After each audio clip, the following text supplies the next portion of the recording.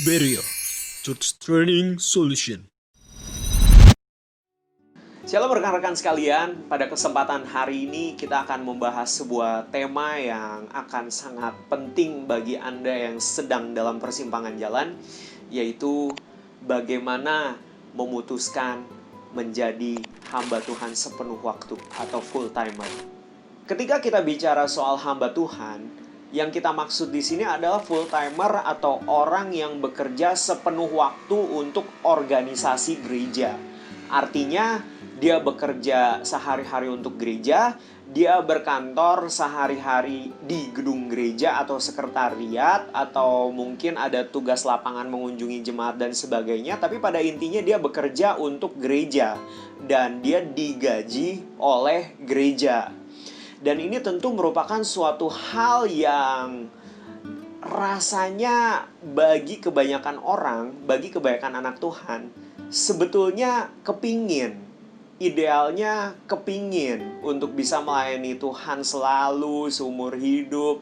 Akan tetapi tidak bisa bohong, ada banyak hal yang harus diperhatikan, terutama masalah keuangan. Di sisi lainnya, dari sisi gereja pun, gereja pastinya butuh karyawan.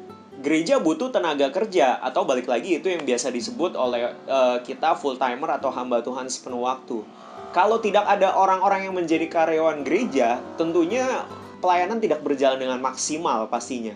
Karena gereja butuh dikelola oleh orang-orang supaya operasionalnya bisa berjalan. Nah, sebetulnya sih memilih untuk jadi full timer atau tidak sebenarnya tidak perlu dibesar-besarkan. Sebenarnya ini sama saja dengan apakah kita mau memilih profesi kita sebagai seorang akunting, atau seorang dokter, atau seorang musisi, atau seorang penari, atau seorang apa lagi segala macam lah. Sebenarnya kita tidak perlu mendikotomikan, pekerjaan full timer, pekerjaan sekuler. Nggak perlu sebenarnya, karena itu hanya salah satu dari sekian ratusan ribuan jenis pekerjaan yang bisa kita pilih.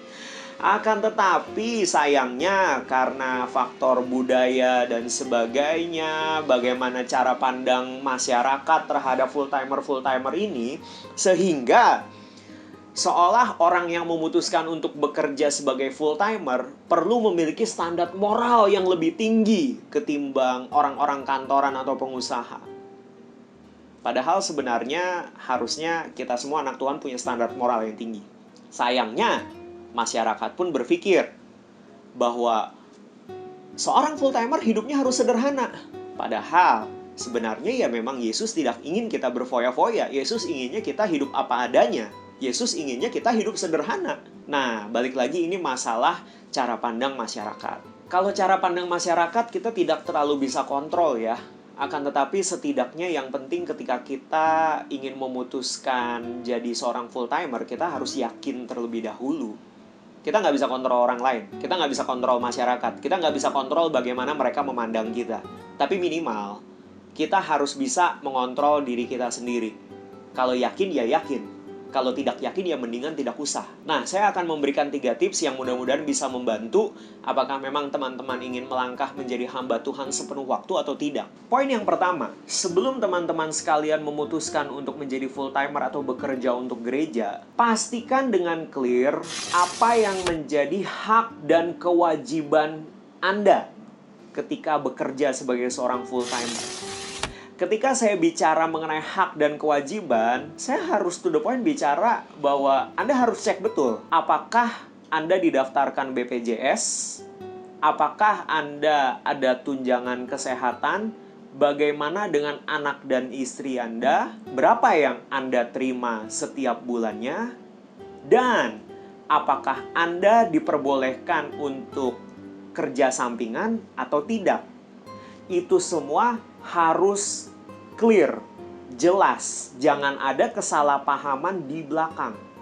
Poin nomor 2, berdoa minta tuntunan Tuhan dan pikirkan dengan baik-baik bersama dengan keluarga apa konsekuensinya terhadap mimpi-mimpi masa depan Anda. Coba doa dan discuss dengan keluarga, jujur, terbuka, apa impian-impianmu.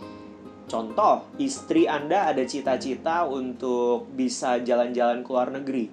Duduklah bersama dan renungkan dengan baik dan catat dan hitung-hitung dengan baik. Apakah dengan apa yang Anda dapatkan setiap bulannya, mimpi itu mungkin untuk tercapai? Kalian berdua suami istri mempunyai cita-cita ingin menguliahkan anak Anda ke kuliah kedokteran. Duduklah, doa, minta tuntunan Tuhan dan hitung-hitung apakah ini adalah hal yang mungkin untuk tercapai atau tidak. Sadari konsekuensi terhadap pilihan Anda terhadap masa depan Anda. Gereja toh tidak akan pernah memaksa Anda untuk jadi full-timer. Gereja tidak akan pernah memaksa Anda untuk jadi karyawan. Ada suatu penawaran, ada suatu jawaban dari Anda. Pastikan jawaban Anda adalah jawaban yang dewasa, yang telah didoakan dan dipertimbangkan sungguh-sungguh dengan semua pihak terkait. Dan poin yang terakhir, apabila setelah Anda membahasnya dengan keluarga dan kemudian mendoakannya dan kemudian ya saya tetap akan jadi full-timer, poin ketiga adalah jalanilah tanpa mengeluh. Karena ini adalah suatu pilihan. Ini adalah suatu pilihan yang Anda telah ambil dengan dewasa dan Anda tidak bisa menyalahkan siapapun ketika sudah berjalan 1 tahun, 2 tahun, 5 tahun, teman-teman kuliah seangkatan Anda mulai beli mobil, beli rumah, dan sebagainya. Sementara Anda mungkin masih agak jauh untuk bisa mencapai hal itu. Jangan pernah mengeluh, tidak bisa menyalahkan siapapun, karena itu adalah pilihan yang telah diambil, yang didasarkan dari panggilan Tuhan yang sungguh-sungguh nyata di dalam hatimu.